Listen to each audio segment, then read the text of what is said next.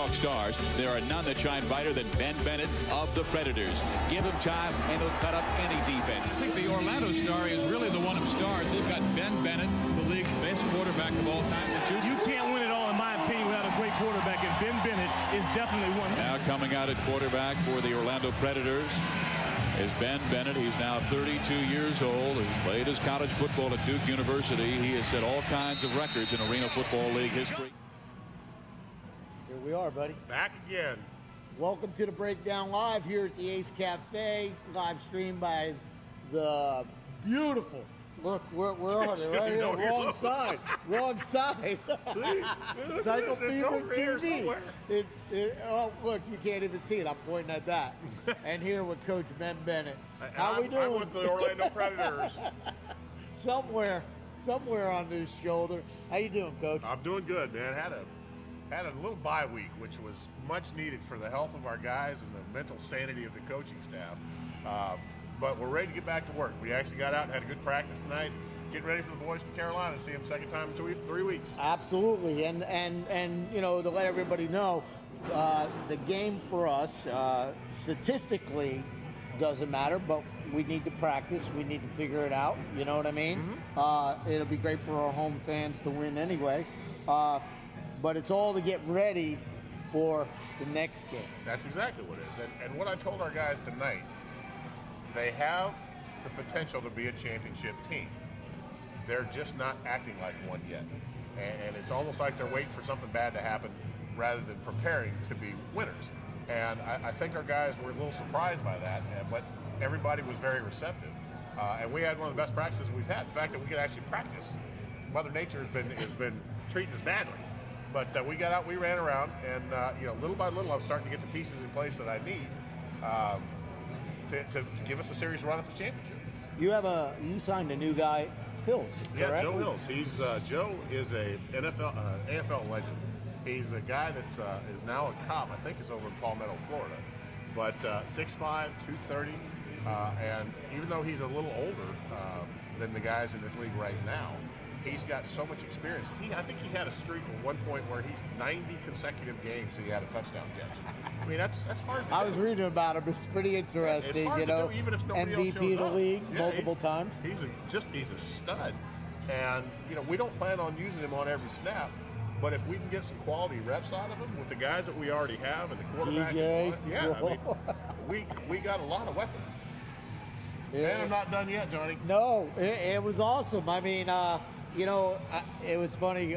I'll tell you 2 stories. You weren't here last week. I was away. I was in Greece. I was watching the game. Game came out for me at 2 in the morning. You know, I'm watching the game, and I was gonna chime in on the little talk thing, and I said, no, I better not. I'm an owner, you know. But then at the very end, when we were winning, it was pretty much I thought it was over, you know. And then we kicked that field goal. I was like, well, I'm not gonna hit send yet. That but one's tell on me. I got a question for you. Now, is it true that you can angle it, kick it out 5 yards past the line of scrimmage, and they get it all the way at the 5-yard line? No, see, the referee blew that call as badly as any referee is going to call in the league. So he comes over to me. So this is our guy. This is our guy. This is the this guy, he's out of bounds. Okay, that's out of the back of the end zone. That should have been whistled dead. So there is a line. It's not against the wall behind it. No. You got that line there, and you can out see of bounds. it. He's past it. But here's what happened earlier in the game. He came over to me and said, "Hey, listen, they're going to kick the ball out of bounds, and you know that when they kick the ball out of bounds, you get the ball in the 5 automatically." I said, "That's not the rule. The rule is it's where it goes out of bounds." He says, "No, that's not the rule." And I said, "When you find out at halftime that you're wrong," I said, "you owe me $1, and I want a written apology." So he came out after halftime and says, "Hey, you were right." I said, "Written apology, I expect it." He goes, "I'll just tell you." So then we're getting ready to kick it. I said, "Well, we're going to go ahead and kick it out of bounds so they get it at the 5. And he says, "No, that's not the rule." I'm like, "So this is how, well, when you screw it up, it hurts me. Then when you decide to correct it, it hurts me." I mean, you can't have it both ways. Yeah, because it was funny. I'm watching it. You know, I'm new to the whole the league and figuring things out. But I like knowledge. Sure. Knowledge is power. And so I'm watching it, and I go, all right, as an owner of a team, that rule needs to be changed. Well, you can't just kick it out of bounds, and they get it at the 5-yard line. Yeah, and it then, was stupid. And then when we got ready to kick the field goal, I was going to tell Dylan just to knock it out of bounds. I said, if you kick it out on about the 5, and he just gave me that look, and I said, do you think you can make it? And he goes, hell yes. Go now, for it. You know, Yeah, and the thing because is, it'd be big. And the thing is about it, he's such a good kid, and he's such a good kicker. You know, you never know. He could have made it. Yeah, no, there was no doubt he could have made it. You know, unfortunately, at that point in the ball game, what we did was we just shot ourselves in the foot because we had gone up 17 points with about 3.5 minutes left in the game. And all we really have to do is just make them throw the ball in front of us and make the tackle, and the clock is just going to naturally run. It's a done deal. Yeah, so what did we do? We messed up on offense. We messed up on defense. We gave up a kick return for a touchdown, and they actually recovered the onside at the end. But fortunately for us, they were offside. And the guy caught it before 10 yards. But we very easily could have lost that game.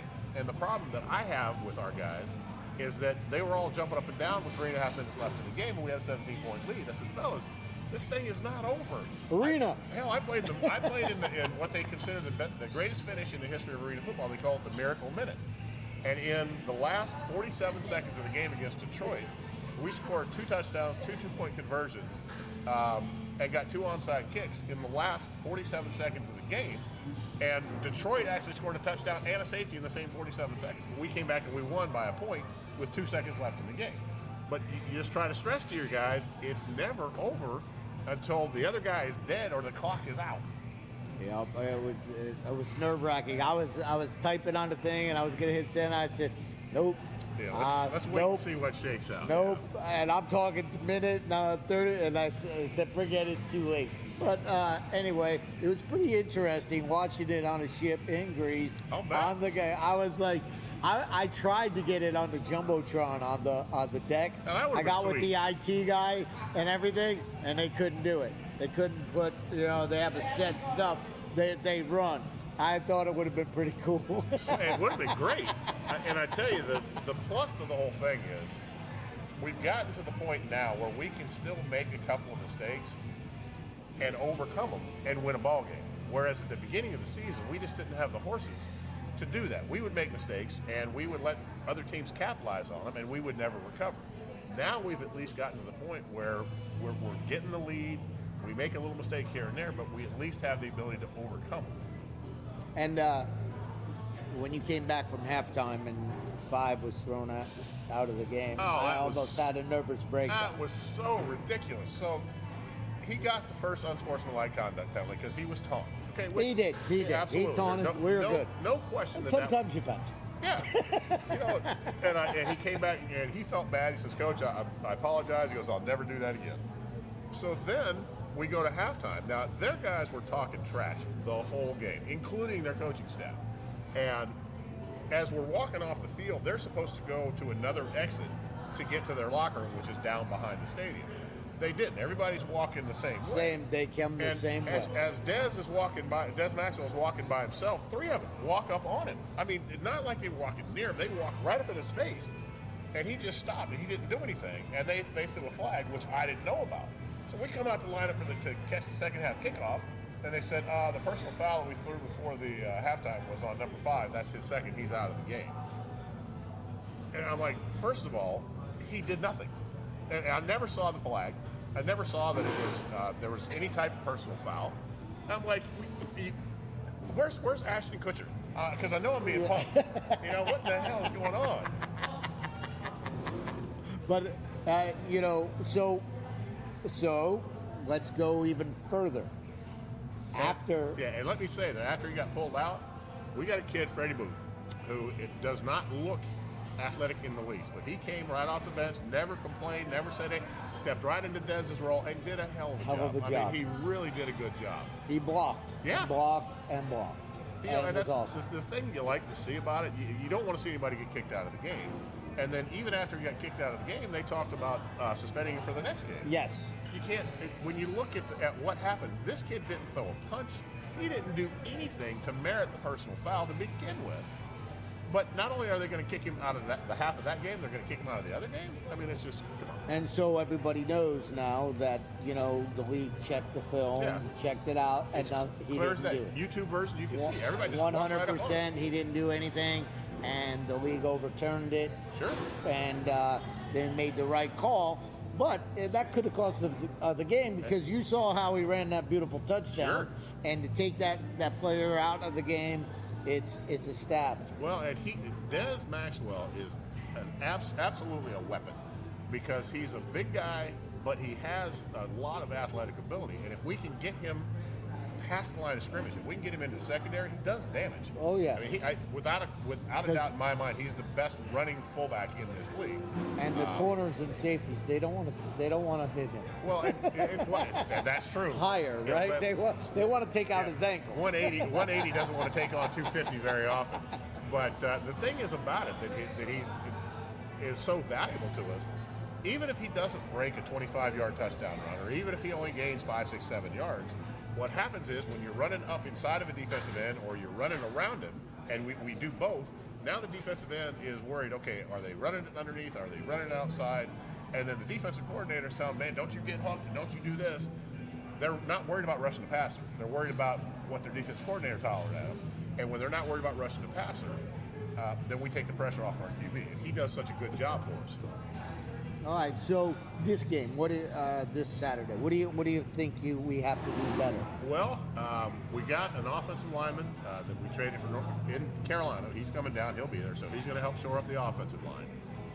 We've got a defensive lineman that we're getting ready to sign, who I think is really going to help our pass rush because he's an arena veteran and he's played here before, so people will know his name.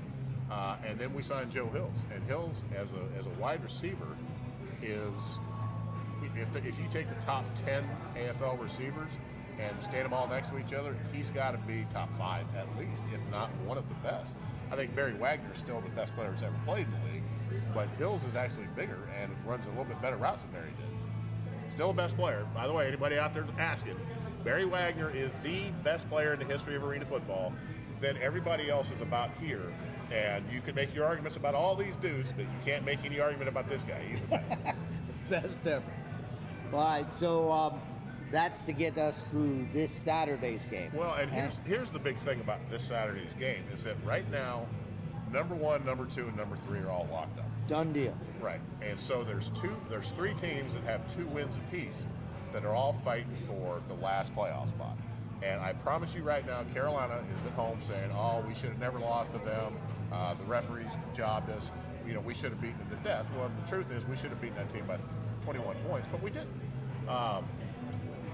But they're fighting for their playoff life, so they're going to come in, they'll be ready to play, and they'll have a lot of fire and brimstone. But what happens is, if our guys will do the things that we teach them to do, then eventually the fire and brimstone just starts to wear off. And the team that we can play.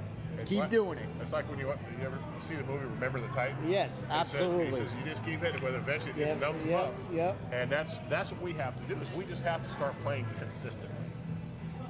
Well, and to give everybody an idea, so you have the Jersey Flight, Jacksonville Sharks, and the Carolina Cobras, who are all tied. Right. If they all win, Jersey,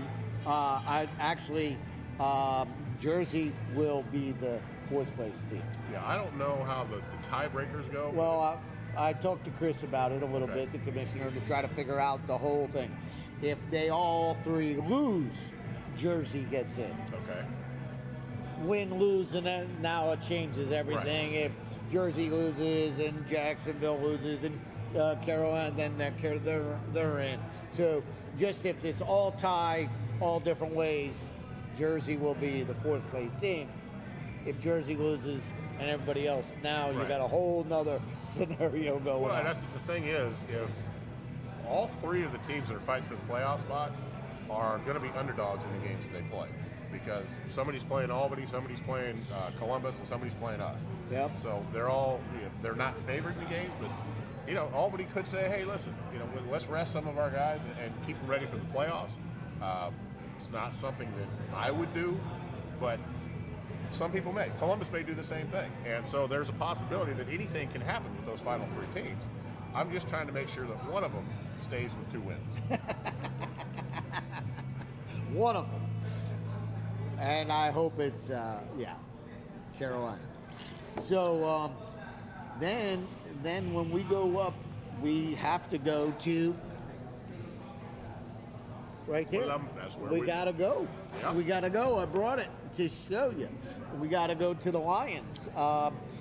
What is the Lions' big threat? What?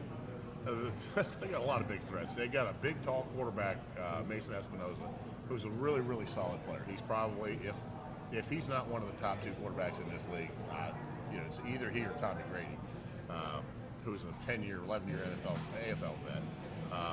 They've got Outlaw, who's a big, tall receiver that originally was going to sign with us. He's a pretty good player. Antoine Grant is another receiver. They're solid. Yeah, they look like they have a good O-line. Yeah, they got a good O-line. They got a good D-line. They got a good secondary, good receiver group.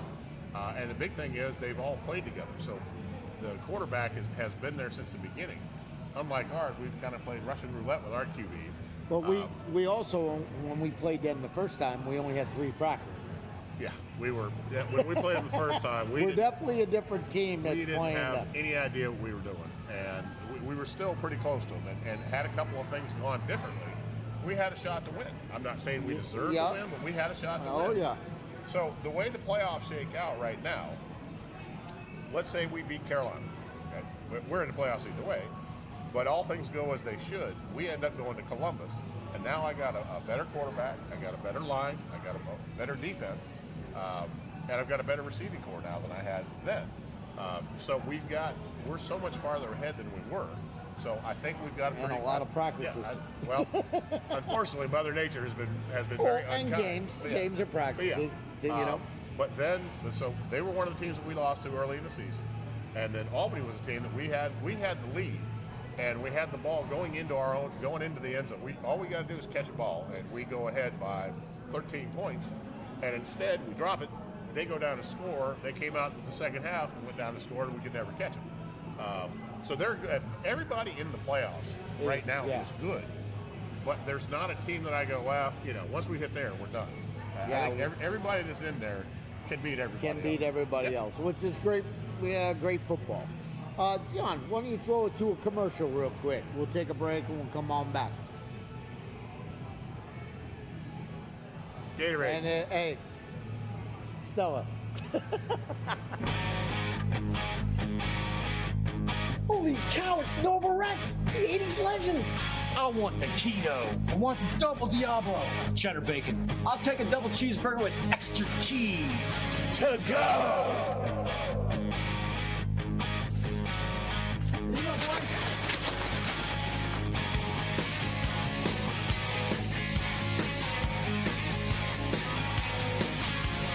Hey guys, I play a little guitar myself. How about me joining the band? Show us what you got, man.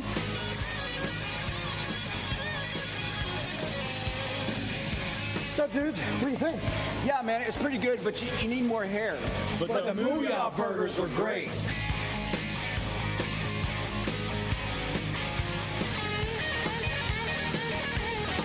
Mooyah burgers rock!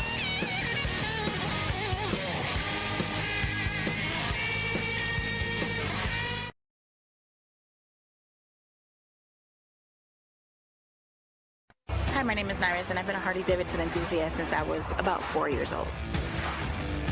The lifestyle of a biker chick is very difficult because we don't have so many things that we can accessorize with, so it's just the basics. So now that I have my hog watch, which has been, I think, the best solution for me because I am naturally clumsy, so I always lose my key fob. That's $500-600 that I have to spend every time I lose my key fob, but now I wear it on my wrist, so I don't have to worry about that.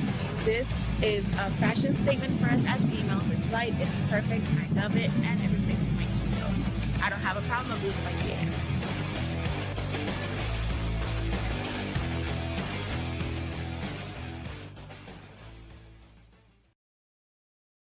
There are. We're live. We're back.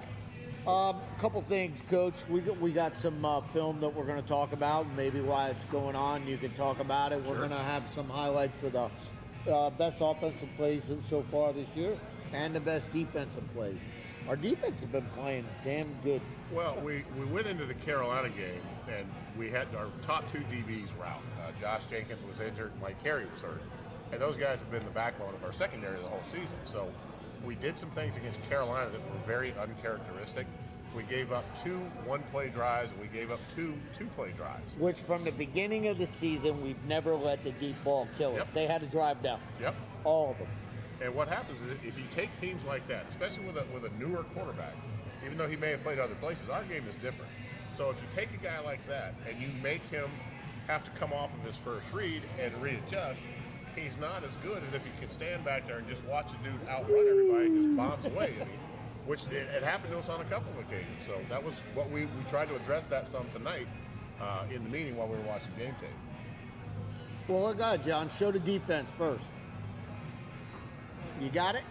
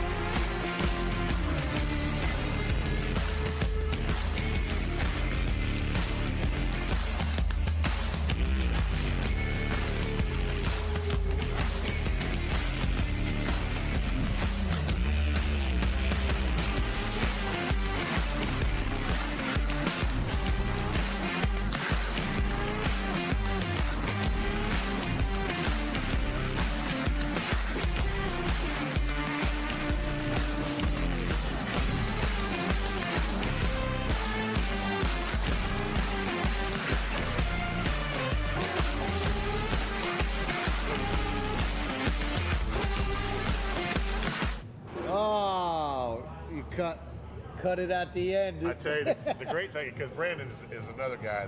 He lives here in Orlando, and I've known him and worked with him some the whole offseason. And there's guys that you really want to see succeed. He's one of them. And what the funny thing was, that was the last pick you guys just saw. He went jitterbugging around and then took off running. He had one dude to beat, but when he's running down the sidelines, he's looking over like this. His eyes look like dinner plates. He's like, he made that last cut, got back inside, and everybody just mobbed him in the end zone because it was such a big play. Yeah, there was a lot of defensive backs plays there where, it looked like they were beat and they just laid it out and got a beautiful pick. Josh Jenkins made a bunch of those plays, and Mike Carey made a bunch of those plays, and we were without both those dudes this past week. So you take two or three starters in the secondary out of them. We have them back this week? Yeah. That's a beautiful thing, Coach. It is. That's a beautiful thing. Feeling good. I hate to jinx myself, but yeah. So for the last 3 weeks, going into the first game, I was just eerily calm, which I'm never calm before a game. I'm walking on glass. I see you. I watch you a little bit. The next week, I felt the same way, and I was like, oh, this can't be good, and we won that one. And then we came out last week, and I was actually confident. I mean, I was like, hey, we got a shot to beat these guys pretty good. And we did. I mean, we should have beaten them pretty good. We didn't. But, now I'm starting to get some of the pieces in place that it's not that we didn't have a really good player there, but we didn't have a dominant player. And now I've got an extra guy on the offensive line. I got an extra guy on the defensive line. I got an extra wide receiver, and I'm going to get my DBs back. So on paper, it looks like we've got a really good team right now, and I feel pretty good about it. When I say that, somebody's going to get hit by a bus before it's all over. You know what that did, right, yeah, Coach? That's it. Jinx. On paper. Well, let's see some highlights of the season for our offense now. This should take about 30 seconds.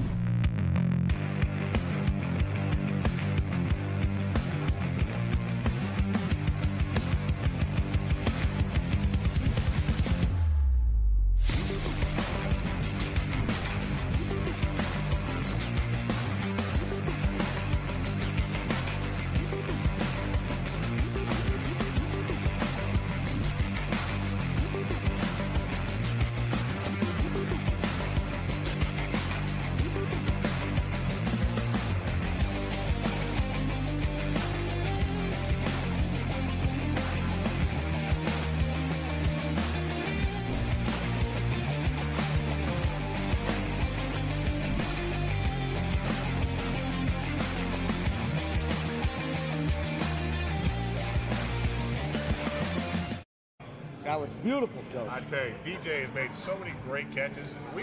He has 16 touchdown catches on the season. And if we had a guy that was consistently throwing it to him and gave him a chance around the end zone, he'd probably have about 22. That's all you got to get it close to. Just get him around. I mean, we struggled to get it anywhere close, and the guy's like 6'5". But he's a good kid, a good player, and we haven't been able to be consistent. And the problem you saw a quarterback number 6, you saw a quarterback number 4, and you saw a quarterback number 12. And it's just, as we go through the season, we haven't had any real continuity at the quarterback position until we got Pat. And Pat, when we picked up Pat O'Brien, that's when our win streak started. And he is just now getting the hang of what we're doing. And last week, that was a beautiful, little lob to DJ in that corner. That was beautiful. Just whoop, right over the head. Somebody said they reminded him. They reminded him of me. They said he kind of acted like that because he's a little headstrong, and he's a good player. But Pat goes, man, that's a compliment. He goes, you were a dog. I was like, well, and here's the thing. I mean, if he would have threw the ball, he wouldn't have caught it. Yeah. But the way he threw it over the top, and it was perfectly just. I don't know. People play golf. They get that little cup underneath it. Sure. I don't play golf. I suck at it. But I'll drink with the best of them while we play. Which is the only reason you play golf. But he just laid it out there perfectly right to him, and that was beautiful. He's a good player, and he's a great athlete. And a lot of times you don't get a great athlete that is also a great player. But Pat has a rare combination of both. He can pull it down and run it if he needs to. He can gun it. He can drop it over the top. I mean, he's got the whole package. We just got to get him pointed in the right direction and get some guys helping him out. And we got a real good shot. And, I don't like to leave out the linemen because without linemen, you can't throw shit. That's you true. Get what I mean? And I start. Yep. So we've been blocking very well, and we actually been both ways. We've been blocking very well on offense, and we've been putting pressure. Pass rush it's has both improved. have been changing. Well, and that's to the guy's credit. We finally found a spot for Nick Giorgio, and he's a naturally gifted linebacker, and he brings the funk every snap. We picked up a kid named Shaquille Holiness, who has really improved some coming off the edge. Freddie Booth can now play his normal position up the middle, and he's a terror. So the guy that we're adding is we're just adding a really good pass rusher to a group of guys that's really finding themselves as far as rushing the passer. And to our guys' credit, last week we only had 3 offensive linemen. So we had Cam Carter, DeQuan Murray, and Darius Tolbert were the only 3 offensive linemen we had because the 4th kid that we had ended up saying, I'm homesick, I'm going home. And then our other lineman, who's played most of the season for us, Rock Burnett, got married during the season. It's like an owner taking a vacation in the middle of a playoff. Don't you have a schedule? What in the world is going on with these people? But he booked it during he had that thing scheduled for a while. And what we had happened to us on a couple of occasions, we didn't have EJ for one of the weeks of practice, or one of the weeks of the games, because he had scheduled a trip around the old schedule and couldn't get out of it. Coach Stabler has had some problems back and forth.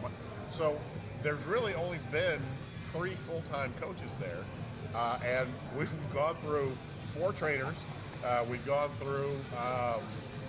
Hey, we're fighting. We Brian Wright was Tom was our original equipment guy. Then Brian came in. Then Brian had to go. He had a trip planned for a wedding, and he missed the game. So Tom came back in. Then there was nobody, so the coaching staff did it. Now Brian's back. So the stuff that's been going on behind the scenes, man, we are juggling chainsaws, but we're making it work. It's working. Yep. It's working. We're there. We're in the playoffs, and every game that we're there, we're in. Yep. There's no game that we could not have won. I agree. Yeah, we're in every game. Little things that we correct. Well, what we try to do as a coaching staff, we want to win games, and that's the primary focus. But what I want to try to teach the kids is not just the X's and O's. It's teaching them how to prepare. It's teaching them how to be professional. It's teaching them when you got somebody down, you squeeze just a little bit harder, and they usually stop moving. So there's a lot of little things that we're trying to teach our guys above and beyond just, hey, run down here and hang it right, we'll throw you the ball. We're trying to teach them that if they want to move up, they'll have that opportunity because people will see that they know how to prepare. But at some point, their playing career is going to come to an end. And what's the natural progression? A lot of them want to get into coaching. And so we try to, as a staff, we try to show them, hey, by the way, this is what we want you to do, but this is why. Okay, because if you do this, then this happens. And you'll be amazed. Steve Spurrier was my old offensive coordinator. And Steve Spurrier knew the why behind it. So when I asked, hey, Coach, why are we doing this? He could tell you exactly why we were doing it. And that's what I'm trying to show our guys. I've been doing this since 1988, okay? And I've done it with a lot of success. And so if I tell you to do something, it's not a best guess as to whether it's going to work. If you'll do what I tell you to do, it's going to work. And it's funny you bring up the why, because when you're a player and you figure out the why, it's easier. It really is. It's easier, and that's part of what you're talking about. Some of these players that will become coaches down the road as they figure out, well, as soon as you go, you know what I mean, right? Now I know why he was making me do that, right? And it becomes simpler for me. And I asked Spurrier when I got into it. I said, Coach, what's your one suggestion or your one piece of advice? And he says, you'll be trying to teach a kid something, and he doesn't get it. He doesn't get it. He doesn't get it. Then all of a sudden, the light goes on, and he does get it. And he says, and that kid's never the same because he changes the way he walks a little bit. He may come over and say, Coach, now I got it. But you can see it. They don't have to tell you. You can see it, and that's the cool part about coaching, is when something you showed them, they use it successfully. You can just see it in the kid's face. I coach stuff at the Pop Warner level, the high school level, and everything. Even at that smaller level, when they went from the one level of Pop Warner and they got into high school, right? And then their sophomore year, something clicks, and they figure it out. And they're alignment. I don't want to use that word only. They're alignment, but they figure out how to rip, how to spin, and all of a sudden, now everything's like, well, I get it, Coach. Why didn't I do it this way from the beginning? I got it. And now all of a sudden, I've taught kids that mid-players, you got to put them in 5 plays at that little Pop Warner level. But then in high school, you don't have to put him. All of a sudden, he's the star of the line, D line, because now he figured that shit out. Well, I tell you the funny thing, when I was in high school, so my sophomore year, my high school in California, excuse me, everybody that was a freshman and sophomore played JV, and everybody that was junior senior played varsity. But my head coach was a guy named John Sepulveda. John says, look, he goes, you have the ability as a sophomore to come in here and compete for the starting job. Now, the guy that was a captain and a senior was a guy named Skip Lavery. And Skip was a good quarterback. He wasn't great, but he was good.